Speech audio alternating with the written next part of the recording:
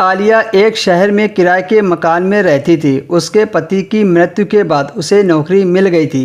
आलिया का एक 5 साल का बेटा था। उसका बेटा स्कूल जाता था। आलिया के पति को गुजरे 5 साल हो गए थे।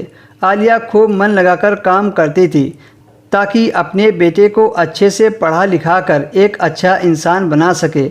आलिया बहुत ही खूबसूरत औरत थी। उसने अपने शरीर को बहुत अच्छे से मेंटेन करके रखा था।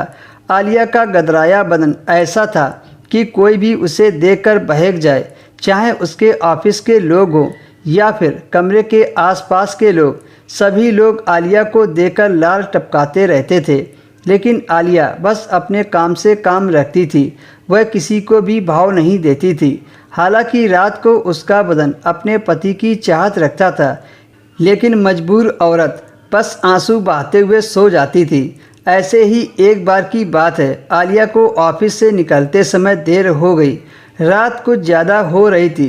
सड़क एकदम सुनसान पड़ी थी। वह घबराई हुई सड़कों पर चलती जा रही थी कि तभी कुछ मनचले लड़कों ने उसे अंधेरी गली में खींच लिया और उसकी साड़ी को ज़बरदस्ती उतारने लगे।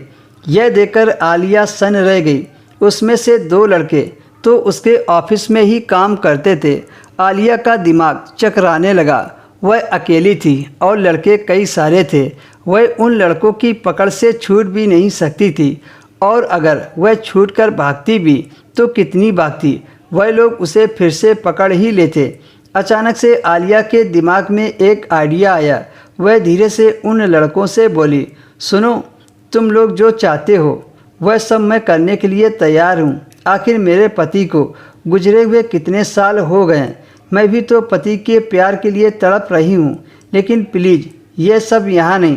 कम से कम मुझे किसी ढंग की जगह पर ले चलो। प्यार करने की यह जगह तुम लोगों को सही लगती है क्या? आलिया इतनी आसानी से मान जाएगी, इस बात का उन लड़कों को अंदाज़ा नहीं था। वह सारे लड़के खुश हो गए और कहने लगे, ठीक है, हम तुम्हें कहीं और लेकर चलते हैं। वे लड़के आलिया को दूसरी जगह ले जाने लगे। तभी अचानक आलिया को एक पुलिस वाला दिखाई दिया, तो उसने चिल्लाकर बचाने को बोला।